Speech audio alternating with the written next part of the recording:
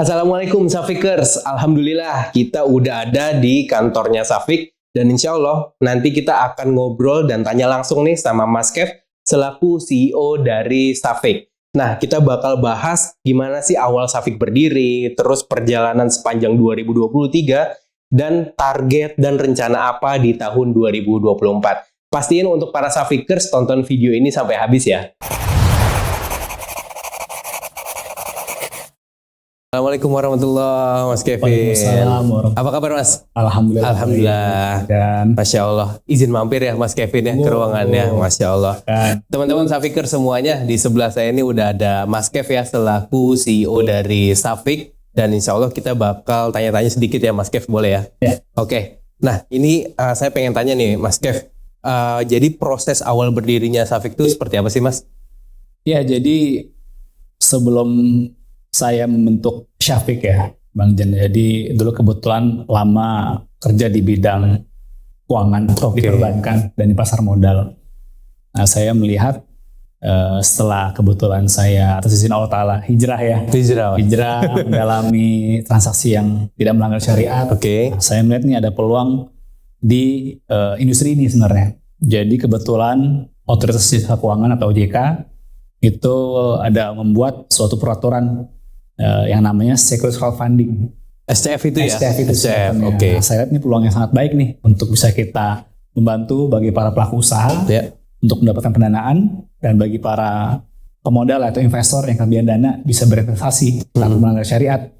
Nah, saat itulah saya ajak teman kuliah saya, Mas Gema, dan juga minta bimbingan dari Profesor Syafi Antonio untuk kita bentuk bersama-sama Safik di tahun 2020. Tahun 2020 start utamanya ya? Ya, kita bentuk perusahaannya itu di tahun 2020. Nah, setelah itu kita bentuk tim, kita pencarian dari anggota Safik sendiri ya. Kita setelah itu di tahun 2020 akhir, kita mengajukan tuh perizinan kepada OJK. OJK. Kan kita tahu prosedur sendiri untuk mendapatkan izin tidak mudah ya. Jadi kita siapkan semua persyaratan diminta OJK, dan alhamdulillah atas izin Allah Ta'ala di bulan Agustus akhir 2021 kita mendapatkan izin tuh. Bang Jan, dan alhamdulillah juga itu menjadi SCF pertama syariah ya yang mendapatkan izin, dan paling cepat juga dapat izin. Masya Allah. Itu yang paling cepat 8 bulan tuh dapat izinnya. Dan kita sudah mulai jalan sebenarnya yang secara fullnya yaitu di tahun 2022. Ya, nah, berarti waktu awal mula tuh pas lagi pandemi ya berarti? Betul, pas pandemi kita bentuk perusahaan juga. Nah, itu kalau di awal-awal tuh bisnis Safik itu seperti apa, Mas? Di awal-awal ya tadi ya penuh dengan tantangan ya. Apalagi pada saat kita berjalan pertama kali tidak mudah juga ya. Paling utama tuh tadi kita harus mengedukasi. Betul. Pada para pemodal atau investor, kepada para pelaku usaha, ataupun kepada industri yang terkait ya. Jadi memang kita harus selalu dikasih apa sih SCF itu, seperti apa. Nah, itu tantangan terbesarnya ya di awal kita jalan. Apalagi SCF ini merupakan industri yang baru mungkin ya? Betul. Baru, jadi ya butuh banyak tadi kerjasama ya untuk mempromosikan ya. Apa sih SCF itu seperti apa. Setuju. Dan juga bagaimana sih kita bisa mendapatkan para pelaku usaha yang ingin didanain itu secara maksimal ya. Maksimal dalam arti mereka paham terkait dengan bisnis itu seperti apa. Dan paling utama juga syariahnya ya. Syariah sendiri yang mereka juga harus pahami itu sih. Banyakin juga ya para pelaku usaha yang ingin didanain, otomatis pun kita lebih hati-hati lagi ya. Untuk kita bisa menganalisa ataupun tadi yang menyetujui para pelaku usaha ini untuk mendapatkan pendanaan. Dan juga selain itu, tadi karena kita ini startup ya, baru, jadi saat ini yang pelaku usaha ataupun pemodal itu bisa berinteraksi kan melalui platform kita ya. Nah, itu karena masih awal, masih banyak kekurangan pastinya ya. Nah, itu kita butuh feedback dari mereka semua. Itu sih tantangan-tantangan terbesarnya di tahun pertama kita berjalan. Namun alhamdulillah atas izin Allah Ta'ala juga ternyata di tahun 2022 pun kita mendapatkan apresiasi ataupun penghargaan dari stakeholder terkait ya. Jadi kita ada beberapa penghargaan seperti dari asosiasi sebagai SCF syariah terbaik, dan juga dari Kementerian Perindustrian kita top 3 terkait dengan kegiatan industri hal di bidang keuangan. Masya Allah, padahal itu masih di tahun pertama ya Mas ya? Tahun pertama, Masya Allah. Jadi dan beberapa penghargaan lainnya kita mendapatkannya. Oke, tadi kan Mas Kev sempat singgung platform dan analisa ya. Tapi kalau misalkan di proses di Safiknya ini sendiri, Mas Kev, itu berarti analisa buat para penerbit itu cukup ketat ya? Cukup ketat. Jadi tadi ya seperti yang saya sampaikan, tidak hanya sisi bisnis saja, tapi syariah juga. Oke. Itu pun tidak mudah yang mendapatkan ataupun memberikan edukasi kepada para pelaku usaha. Iya. Jadi kalau mungkin di kacamata umum, kayaknya nama syariah ini ya sama-sama saja, nggak tidak beda prosesnya. Tapi yang kami rasakan di syariah sendiri itu hal yang paling utama ya, selain bisnis tadi, bagaimana tim kami itu menseleksi sangat ketat ya terkait dengan kegiatannya, terutama kesyariahannya sendiri ya. Itu kita tidak bermudah-mudahan di dalam sana. Jadi ya tadi itu penuh dengan tantangan. Yeah. Apalagi di awal-awal di tahun pertama ya. Bagaimana kita mensinkronkan antara terkait sisi bisnisnya dengan kesyariahannya. Iya. Oke teman-teman Safiker semua, jadi itu penjelasan dari Mas Kevin gimana proses pendirian Safik ya di tahun pertama sampai mendapatkan banyak penghargaan. Nah, Mas Kevin, sekarang kita masuk ke sesi 2 ya. Nah, gimana nih kondisi Safik di 2023? Kan kita udah lewat nih sekarang di 2024 ya. Gimana tuh? Ada tantangan sendiri dan lain sebagainya, gimana tuh? Ya, selayaknya perusahaan pada umumnya ya. Pasti kita berharap tiap tahun itu meningkat ya. Dan alhamdulillah atas izin Allah Ta'ala di tahun 2023 kita meningkat hampir 2 kali lipat terkait dengan penyaluran pendanaannya dibandingkan tahun sebelumnya. Masya Allah. Namun balik lagi ya, dengan semakin meningkatnya penerbit ataupun distribusi dari pendanaan kepada para pelaku usaha tersebut, otomatis juga risiko semakin meningkat. Ya. Dalam arti apa? Kita banyak sekali memiliki penerbit yang sudah listing di platform kita. Ya, qadarullah pasti ada hal-hal yang kurang sempurna dalam hal terkait dengan kegiatan bisnisnya kan ya. Itu sudah memang hal yang umum ya, dalam artian di industri keuangan tidak mungkin 100% pasti lancar semua, pasti ada kendala, apalagi kita semakin tumbuh seperti yang tadi saya sampaikan juga. Jadi memang ini yang juga mesti kita pahamin bahwa di kegiatan bisnis itu terutama syariah ya, jadi para pelaku usaha ataupun pemodal pun harus siap menanggung resiko yang ada kan ya. Karena balik lagi kita bekerja sama, ini kita bersyirkah istilahnya ya, jadi siap untung, siap rugi juga. Nah itulah memang yang kita hadapi dan penuh tantangan di tahun 2023 tuh. Jadi memang ada beberapa ya kecil ya, sebagian kecil itu terkait dengan proyek-proyek yang ditawarkan ataupun yang melalui Safik itu terkendala. Apakah itu mundur ataupun tadi ya terindikasi mungkin gagal ya. Nah itu adalah resiko yang ada.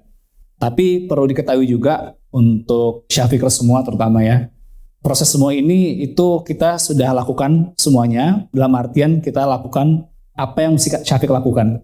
Sebagai hal yang paling utama adalah Syafik itu sebagai perwakilan dari para pemodal untuk terkait dengan kegiatan yang dilakukan setelah pendanaan berjalan kan ya. Kita melakukan monitoring, kita melakukan pengecekan terkait dengan bisnisnya. Jadi yang paling utama dari kita adalah kita akan melakukan pelaporan kepada para pemodal. Hal itu paling utama. Nah, berjalan waktu pasti ada hal-hal tadi sempat saya singgung, ada kemungkinan sukuknya mundur. Atau proyeknya mundur, ya, atau gagal tadi. Nah, kalau kita klasifikasikan secara umum, mundur itu sebenarnya ada dua hal yang paling utama sebenarnya. Mundur karena bisnis, dan satu lagi terindikasi karena uang prestasi sebenarnya. Nah, yang pertama kalau mundur karena bisnis itu risiko yang ada ya. Selama dia menjalankan bisnis tapi kalau qadarullah mundur, ya itu ya harus kita terima bersama-sama, terutama bagi para pemodal. Selama tadi mundurnya nanti kita cek, oh memang ternyata karena suatu hal mau tidak mau mundur. Nah itu kita akan infokan tuh ke pemodal lah ya. Karena kan seperti yang diketahui kan kita selalu menyampaikan juga di berita itu ya, berita modal ya, berita kegiatan pasti ada terkait dengan update dari kegiatan bisnisnya. Nah, tapi misalnya kalau ternyata mundurnya itu ada hal-hal yang sangat krusial, dalam arti itu bisa merubah bisnis nih, bisa berlangsungan bisnis ataupun mundurnya lebih dari 2 bulan.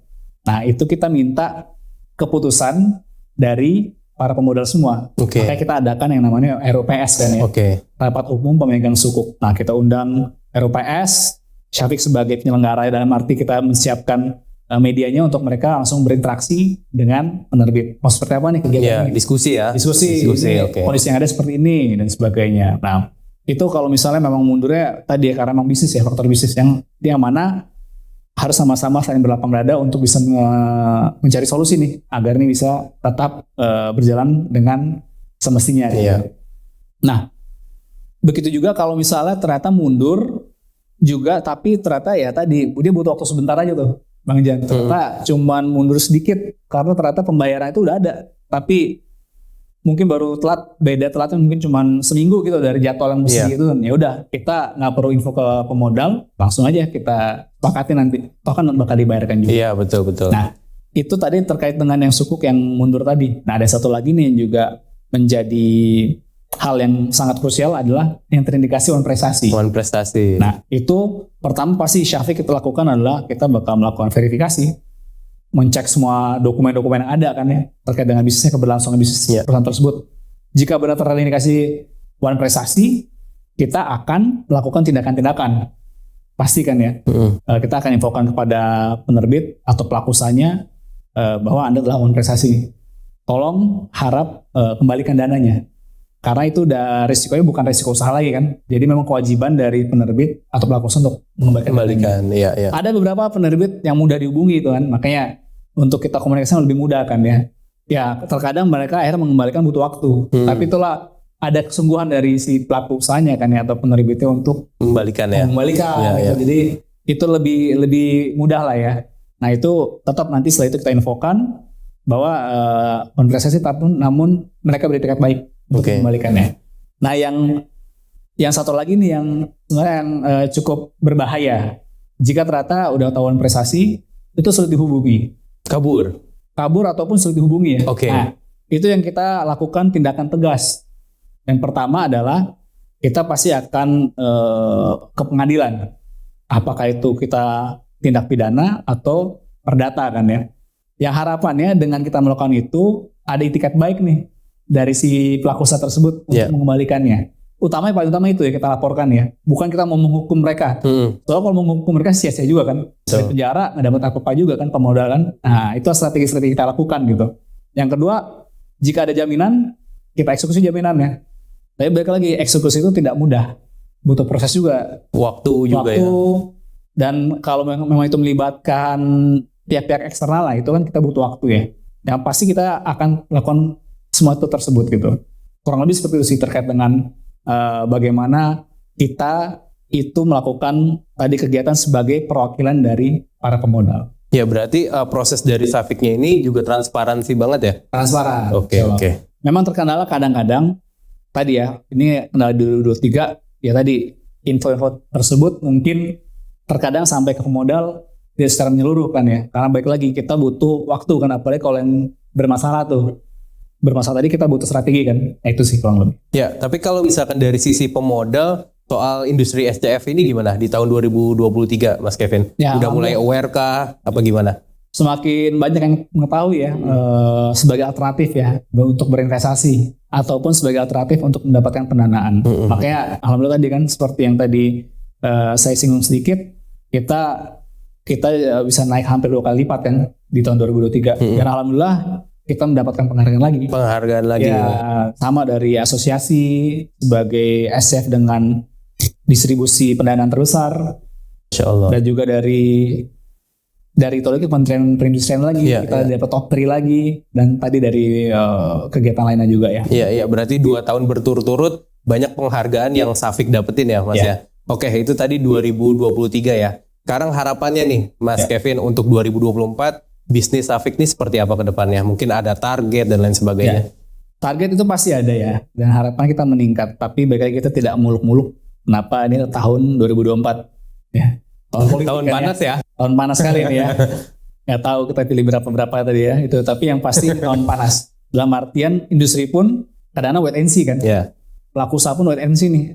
Nah kita pun juga akan sangat selektif untuk bisa memilih atau akan melistingkan sebuah perusahaan di platform kita. Jadi kita akan melakukan lebih ketat lagi. Dan tadi kita akan memilih proyek-proyek yang memang sudah terbukti di tahun-tahun sebelumnya kan ya. Dan menjadi favorit bagi para pemodal sebenarnya. Nah itu satu. Terkait dengan analisnya pun kita akan lebih ketat lagi. Yang kedua, tadi ada PR di 2003 terkait komunikasi kita kan antara penerbit dengan pemodal yang dibantu oleh Syafiq. Nah, mudah-mudahan kita akan meluncurkan fitur-fitur untuk kemudahan tersebut di tahun 2024 yang harapannya akan mudah bagi para pelaku usaha dan para pemodal untuk bisa berinteraksi secara langsung di platform tersebut. Ya, tadi masalah-masalah yang agak sulit untuk komunikasi bisa kita minimalisir. Dan nanti juga akan ada pasar sekunder ya. Kita akan buka pasar sekunder. Jadi bagi para investor atau pemodal yang berinvestasi di saham bisa melakukan tadi jual beli sahamnya di pasar sekunder tersebut. Kurang lebih seperti itu. Berarti itu ya teman-teman, untuk tahun 2024 ternyata Syafiq juga udah mau nyiapin platform ya. Biar jadi nanti dari penerbit itu bisa berkomunikasi secara langsung mungkin ya ke pemodal. Intinya ya komunikasi itu terjalin dengan baik ya. Itu dia. Jadi teman-teman Syafiqers semua, kita minta doanya ya biar rencana atau target dari Syafiq itu semuanya berjalan dengan lancar. Ya Mas Kevin, terima kasih banyak ya atas waktunya ya. Sama-sama. Masya Allah udah dikasih kesempatan waktu nih buat ngobrol ya. Dan bisa dapat banyak insight juga nih dari Mas Kevin. Ya itu dia teman-teman Syafiqers semua, kita udah ngobrol-ngobrol sama Mas Kevin langsung. Nah Mas Kevin ada yang mau disampaikan langsung gak nih ke para Syafiqers semua? Ya sedikit aja mungkin Bang Jan ya. Saya ucapkan terima kasih banyak pada Syafiqers ya yang telah mempercayai kegiatannya baik sebagai pemodal ataupun penerbit di platform Syafiq. Dan mudah-mudahan Syafiq bisa lebih baik lagi untuk bisa melayani Syafiqers semua insya Allah. Ya itu dia dari Mas Kevin. Saya ucapin pribadi juga kepada Syafiqers semua, terima kasih banyak. Jangan lupa untuk follow dan ikutin terus update terbaru dari sosial medianya Syafiq di @syafiq.id. Dan sampai jumpa di video-video selanjutnya. Assalamualaikum warahmatullahi wabarakatuh. Syafiq, investasi berjamaah.